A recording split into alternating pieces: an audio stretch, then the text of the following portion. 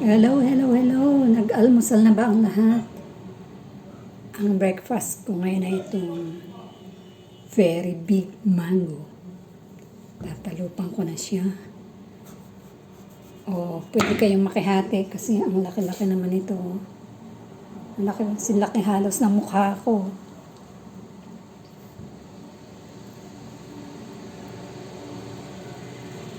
Ito lang ang variety ng mangga dito, apple mango.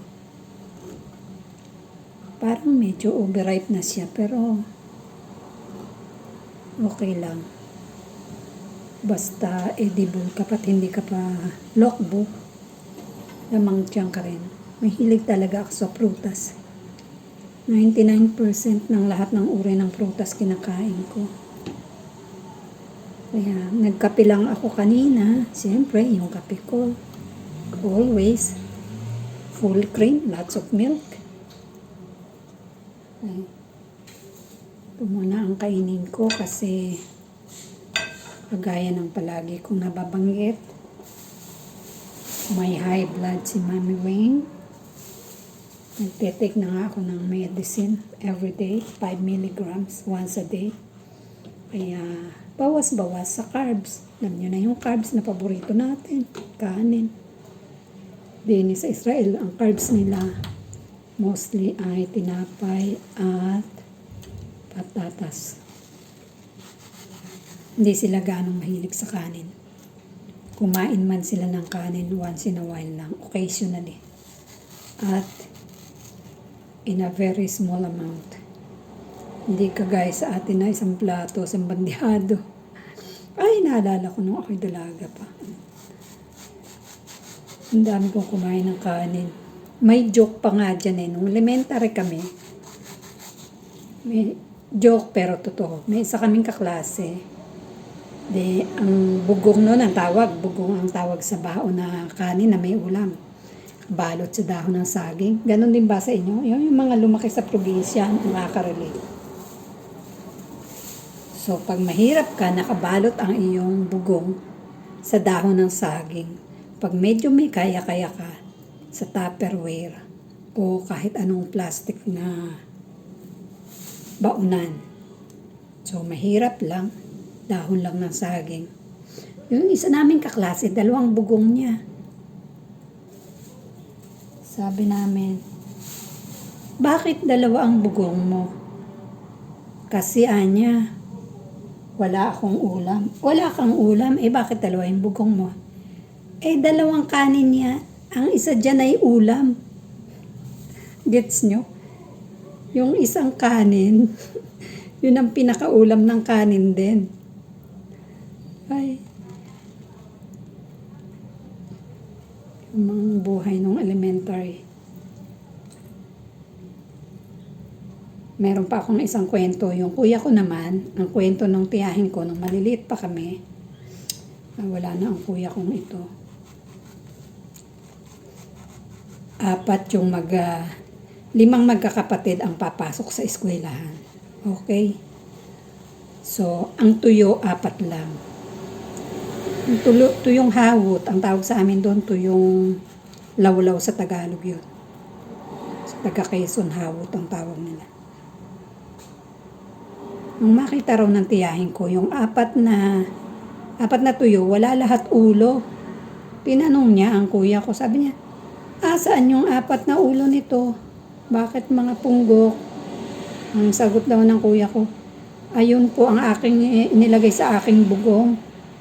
Ay bakit naman niya puro ulo? Ay kasi para yung 4 doon na sa 4 kong mga kapatid.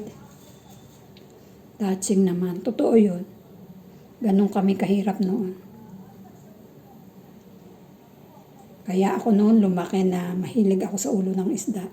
Yung ulo ng tuyo, pinapalutong ko yung mabuti. Yung para sausaw sa suka, ulam na rin. Tsaka yung ulo ng galunggong, pinapalutong ko yung mabuti kahit nung ako'y may mga anak na. Noon na lang ako'y nakarating sa Israel. Noon na lang ako natutong kumain ng maraming ulam. Less kanin. Kasi mas mahal ang bigas din eh. At saka, yun ang nature din eh. O, ayan o. Hiwa na yung manggang ang laki. Ang dami. Ang dali lang. Samahan niyo akong kumain ito. Maghugas lang ako ng kamay. Tamis. Ang dali lang.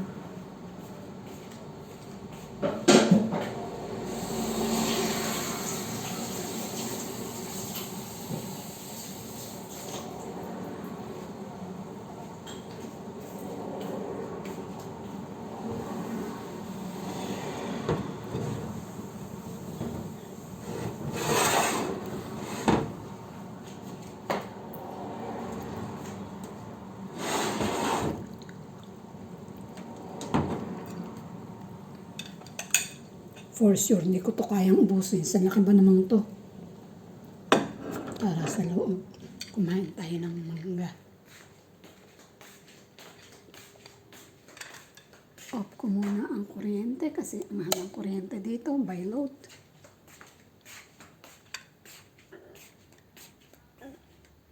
Ang aking lovebirds.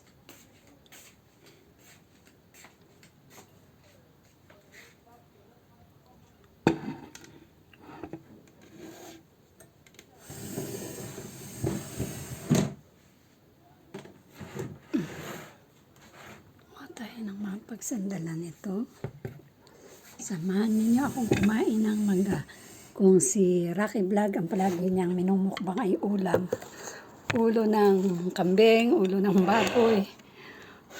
Mga ulam ako, prutas. Ayan.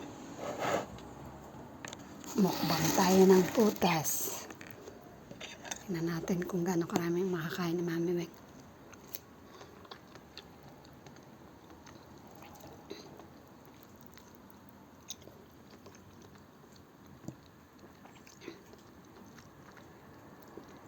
Ang tamis. Buti hindi pa naman pala siya overripe. Kala ko kanina overripe na. Bagay marami din tong sugar. Pero at least natural sugar.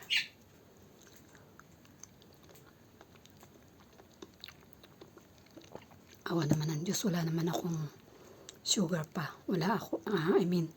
Normal ang blood sugar ko. Malaman. 3 days ago nagpa-blood test ako. So, magpapa-appointment pa para malaman kung anong resulta.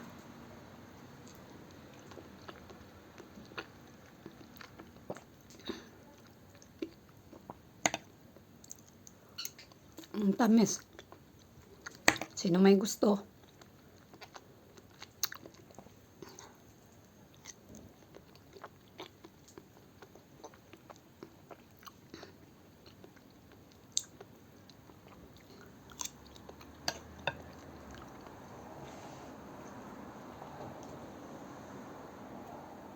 Naka-live nga pala ako. Dali, i-off ko ang volume.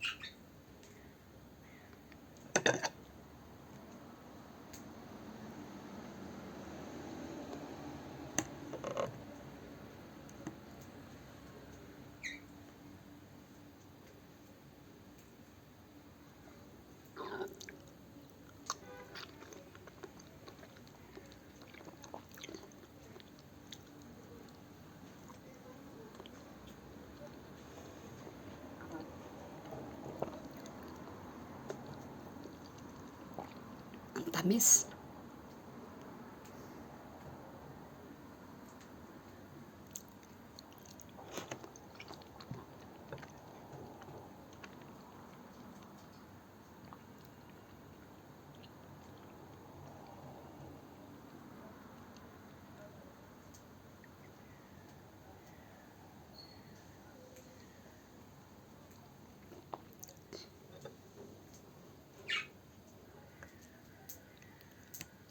Yung una kong amo, yung anak ng inalagaan kong matanda, gusto rin niyang mangga pero allergy siya.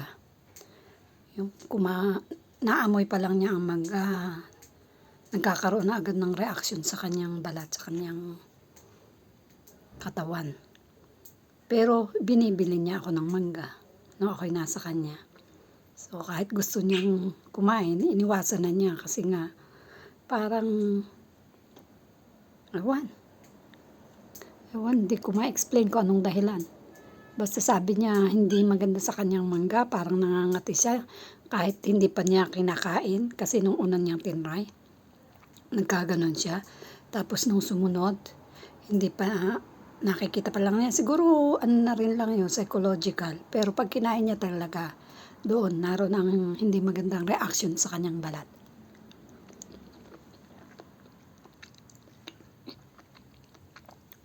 Buti na lang ako, wala naman akong allergy. Mapagamot, mapapagkain, mapaprutas, mapagulay, mapaisda, mapakarne ng anumang hayop, manok man. Wala akong allergy. Pwede kong kainin ang lahat. Nga lang ngayon, ako na ang kusa nagbawal sa akin sa pagkain ng baboy. Pero paminsan-minsan tumitikim pa rin pag may mga okasyon. Halimbawa birthday. Pero yung lechon talaga, never na. Kasi yun ang mataas ang kolesterol. Sabi nga, prevention is better than cure. Kaya iwas-iwas na rin. Kagaya din ng kasabihang nasa Diyos ang awa, nasa taong ang gawa. Kahit na tayo dasal ng dasal na tayo ay pahiramin pa niya ng mahabang buhay, ng lakas ng katawan, ng kalusugan. Kung tayo naman ay hindi nag-iingat sa ating sarili, sa ating katawan, hindi rin natin makakamit yung ating ipinagdarasal. So, hindi natin iaasa lahat sa ating Ama. Gagawa din tayo. Hindi tayo huwan tamad na asa na lang. Ay parang hindi ko man lang kayang itumba ang 1/4 nito. Gusto ko pa pero yung tiyang ko lumolobo na.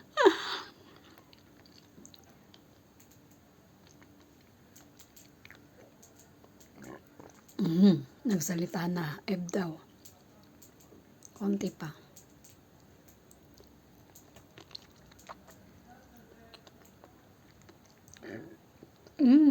Ayun pa ulit.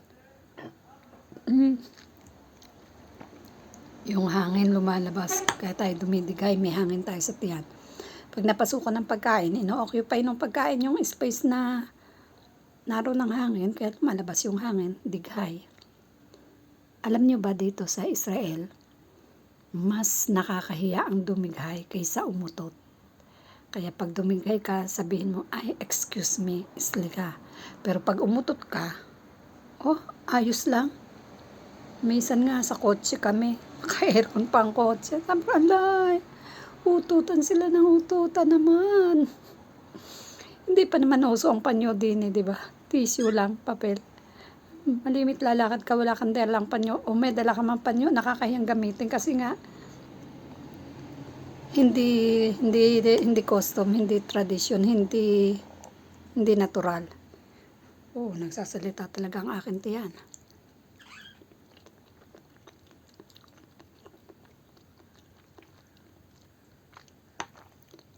Mangga pa more.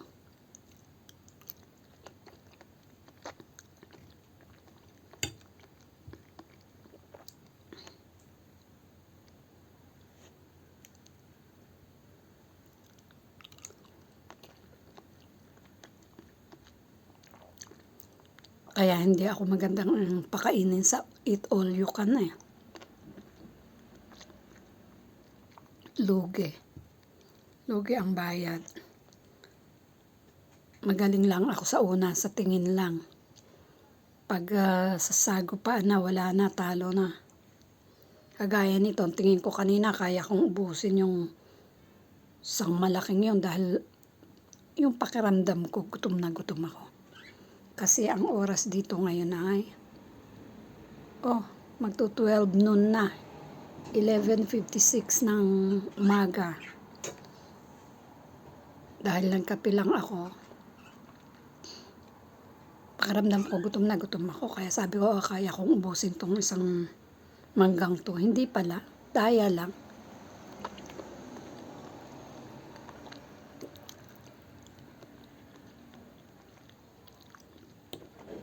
Tapos alam ko na, kasunod nito, maya-maya tatawagin na naman ako ni Dr. Ino. Ganun ako pagkakakain. After maximum 30 minutes to 1 hour ay tatawagin na ako ni doktor. Mabilis ang metabolism ng aking katawan. Kaya hindi ako tumataba. Mabuti pa nga nung dalaga ako at ako ay chubby. Pisngi ko nung ganyan. Ang tawag nila sa akin, Monay. Ngayon, simula na ako yung nanganak, hindi na bumalik yung pagka-chubby ko noon.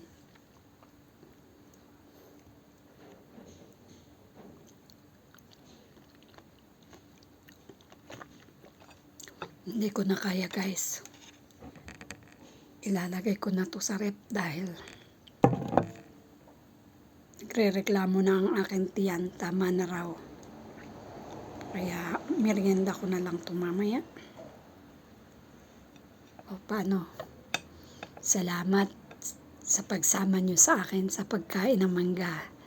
At maraming salamat sa mga palaging andiyan. Sinusuportahan si Mami Wing para madagdagan ang aking WH. Maraming salamat. Sana patuloy kayong mabuhay ng malusog at masaya. Hindi ko man kayo mabalikan sa inyong tulong na binibigay sa akin. Yun ang nasa taas at yung ibang taong magbabalik niyan sa inyo. Maraming salamat at ingat kayo palagi. God bless you. God bless us all.